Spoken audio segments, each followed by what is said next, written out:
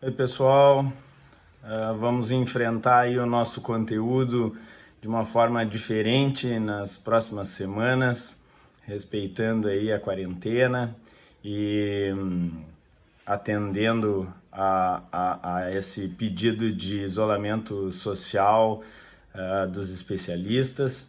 Então é bem importante que vocês fiquem em casa e também importante que acompanhem as nossas aulas aí pelo Moodle. Eu na semana passada deixei um texto meu, então já que a gente não conseguiu se encontrar, eu coloquei um texto meu com algumas reflexões críticas sobre a sociedade de consumo, dando continuidade ao assunto da aula antecedente. E agora venho com esse vídeo trazer mais conteúdo sobre o aspecto mais dogmático. Portanto, essas questões mais sociológicas, históricas e relacionadas à vulnerabilidade do consumidor estão também no segundo texto que eu coloquei essa semana, texto de autoria da professora Cláudia Lima Marques, do professor Bruno Miragem, uma obra muito boa. E na semana que vem eu vou colocar um texto meu sobre a caracterização da relação jurídica de consumo. Então a minha ideia é fazer esse vídeo dando essas primeiras noções sobre os elementos da relação jurídica de consumo, e assim na semana que vem vocês podem ler um texto que aprofunda essa parte do conteúdo, e semana que vem eu faço outro texto concluindo então essa parte da matéria, né? É bem importante entender quando há a incidência do Código de Defesa do Consumidor, uma vez que ela é uma legislação favor debilis, portanto tem como premissa a isonomia. E a isonomia pretende tratar igualmente os iguais, mas desigualmente os desiguais na medida de sua desigualdade. A proposta do Código de Defesa do Consumidor é resgatar um equilíbrio naturalmente perdido no mercado da sociedade de consumo e, portanto, ele traz diversas previsões que buscam facilitar a defesa dos direitos por parte do consumidor. Aplicar o CDC a uma relação que não é desequilibrada seria desequilibrar uma relação naturalmente equânime. Portanto, nós devemos saber quando há de fato um desequilíbrio para aplicar o CDC unicamente com o propósito de resgatar essa isonomia entre os sujeitos da relação. Assim como deixar de aplicar o CDC a uma relação que é desequilibrada também é um problema, porque acaba deixando desprotegido o agente vulnerável do mercado, que é o consumidor, como a gente vem estudando aí nos nossos últimos encontros. Para identificar essas situações onde há de fato uma relação jurídica de consumo, a doutrina aponta os elementos necessários que devem ser identificados. São eles o subjetivo, portanto, os sujeitos dessa relação, o objetivo, os objetos dessa relação, e, por fim, o elemento chamado teleológico, que é aquele que leva em conta a posição do sujeito considerado consumidor na cadeia produtiva. Ele também é chamado de finalístico, porque telos em grego é fim, e isso significa que o consumidor deve ser o último da cadeia produtiva. Portanto, é ele quem consome, de fato, o produto, né? No sentido de utilizá-lo, né? de pagar o custo da produção, etc. Então, eu tenho lá o sujeito que idealiza o produto, vende a sua ideia para um sujeito que faz o desenho industrial. Esse sujeito também vai vender esse seu desenho, seu projeto para quem faz um protótipo. Esse protótipo, quando desenvolvido e reconhecido seu funcionamento, passa a uma produção na indústria em larga escala. E todos esses sujeitos que vão participando da relação vão investindo e vendendo esse seu esforço e essa participação, buscando também ter a sua margem de lucro. Então, depois de ser produzido em larga escala, tem os distribuidores, né, tem os atacadistas, tem os varejistas e finalmente ele chega até a loja onde o consumidor vai adquirir o produto, pagar pelo custo da produção, pelo lucro dos envolvidos e ficar com esse fruto, né, da linha de produção. Se ele for aquilo que no jargão do mercado se chama de atravessador, então ele compra o produto para revender o produto, ele não é mais consumidor, ele é parte da cadeia produtiva. Então, para ser considerado consumidor, o elemento teleológico impõe que, ou finalístico, impõe que ele seja o último da cadeia. Isso não quer dizer que ele deva utilizar o produto. Se ele compra e dá de presente, ele também continua sendo consumidor, né? Assim como aquele que ganhou de presente também é consumidor. Então, é quem adquire ou utiliza o produto ou serviço, que é a previsão do artigo 2º. Então, o artigo 1º, que a gente chegou a ver no nosso último encontro, fala sobre a determinação constitucional da elaboração de um Código de Defesa do Consumidor, e o artigo 2º traz o conceito de consumidor, que é o primeiro dos elementos subjetivos. E ele diz ali que ele deve ser o destinatário final. E é aí que está o elemento teleológico. Então, o elemento teleológico está intimamente relacionado a um dos elementos subjetivos, que é o consumidor. O outro elemento, o outro agente que compõe o elemento subjetivo é o fornecedor, e o elemento objetivo é o produto ou o serviço. Quando a caracterização desses três elementos, eu posso aplicar a lei especial. E assim, o Código de Defesa do Consumidor vai trazer algumas previsões visando a proteção e a defesa desse que é o último da cadeia produtiva e que adquire ou utiliza esse produto ou serviço. A questão é que, embora isso pareça simples e o artigo 2º traga no seu caput uma definição bastante clara, na prática existem algumas situações que ficam numa zona gris, onde a gente não sabe muito bem se aquela relação é de consumo ou não é. Então, quando eu vou até um banco, abro uma conta, né, e uso os serviços do banco, evidentemente que eu sou consumidor daquele banco, né?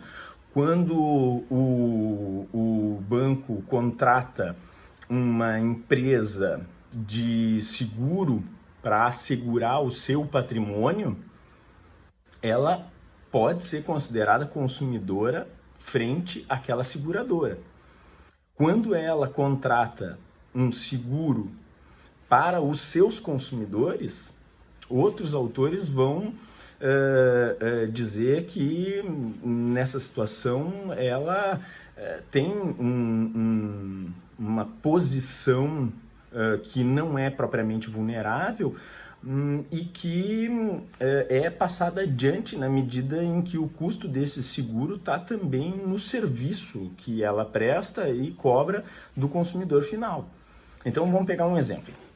Se eu tenho uma loja de camisetas, vendo camiseta branca, aí eu compro camisetas brancas. Eu não sou consumidor das camisetas, porque eu vou revender essas camisetas, colocar o custo que eu tive na loja, né, o que eu gastei de luz, o que eu gastei com funcionários, etc., e mais uma margem de lucro.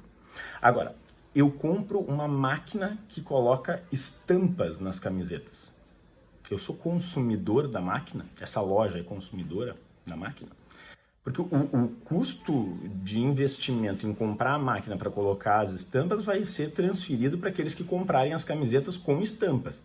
Mas a loja de roupa não entende sobre a máquina. Ela é vulnerável, né, diante daquela máquina. Ela não tem funcionários especialistas nisso, que entendem sobre isso. Então surgem algumas correntes doutrinárias. A primeira delas, a maximalista, entende que toda relação comercial pode ser entendida como de consumo. Aos poucos, ela foi perdendo espaço para a posição chamada de finalista, que é aquela que entende que o elemento teleológico está previsto no artigo 2º e, portanto, em não sendo o destinatário econômico daquela máquina, a loja não seria consumidora da máquina, né? Porque não basta ser só destinatário fático do produto. E o que hoje tem dominado o entendimento do STJ é o chamado finalismo aprofundado, que é o que entende que os finalistas têm razão na medida em que deve-se observar se esse custo é repassado ao consumidor, mas o propósito do Código de Defesa do Consumidor é proteger o sujeito vulnerável. Portanto, a discussão acerca dessa posição como último da cadeia de produção é menos importante do que a caracterização da condição de vulnerável daquele agente. Portanto, se eu tenho uma loja enorme, uma Renner, que compra uma máquina de um produtor do interior aí, muito engenhoso, que faz essas máquinas, uma microempresa com seu irmão, ela não é consumidora dessa máquina porque não há uma diferença entre os dois. O contrato é mercantil, ele é empresarial, não há quem ser protegido nessa relação. Agora, o inverso poderia provocar a incidência do CDC. Então, se eu tenho uma lojinha pequena, familiar, né, uma empresa de pequeno porte, que é só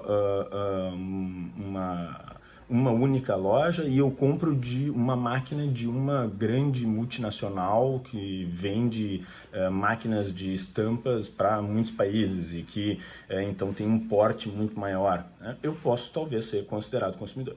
Isso traz uma certa subjetividade. É ruim porque não há muita segurança jurídica. Por outro lado, abre uma certa discricionariedade para o julgador verificar se no caso concreto há uma vulnerabilidade a ser corrigida ou não. Então, o estudo passou a ser acerca da vulnerabilidade e de quando eu reconheço essa condição. A doutrina foi criando algumas situações para demonstrar, por exemplo, a vulnerabilidade técnica. O sujeito não entende sobre o produto em si.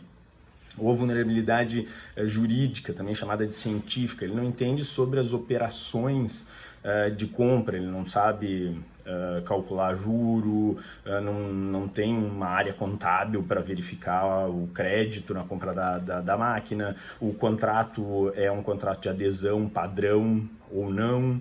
Então, tudo depende se foram discutidas as cláusulas ou não. Então, tudo isso vai ser levado em consideração para determinar se há ou não vulnerabilidade. Uma terceira espécie ainda, né? Então, a técnica não entende sobre o produto em si, a jurídica ou científica não entende sobre as operações que envolvem a compra e também a chamada fática ou socioeconômica, que leva em conta o tamanho, o poder de barganha, né? Que era o que eu falava no exemplo de uma grande loja com uma empresa pequena que produz a máquina, ou o contrário, ou ainda o que hoje tem se chamado de vulnerabilidade informacional, que é quando eu não tenho muitas informações que me dessem o suporte necessário para estar em igualdade de condições com o outro participante dessa relação econômica, né? Então, o mercado, ele envolve agentes que muitas vezes estão em situação de desigualdade e cabe aí ao julgador verificar se há uma vulnerabilidade a ser corrigida a partir da utilização do Código de Defesa do Consumidor ou não. Então, esse conceito de consumidor, embora seja bastante claro na legislação, nas situações práticas, né, no caso prático, ela é um pouco mais difícil, principalmente quando se trata de pessoa jurídica, né? Pessoa física, normalmente, é mais fácil da gente verificar que há uma condição de vulnerabilidade, mas as empresas, como a pessoa jurídica pode ser considerada consumidora, né? Então o artigo 2º autoriza que também empresas possam ser consumidoras. Então, por exemplo, se um posto de gasolina compra gasolina da BR Distribuidora, ela não é consumidora porque vai repassar esse produto, faz parte da atividade econômica daquela empresa. Agora, quando ela chama um eletricista para refazer a parte elétrica do posto de gasolina, ela é a consumidora dessa empresa de consertos elétricos, né? Porque não é esse o ramo que ela explora.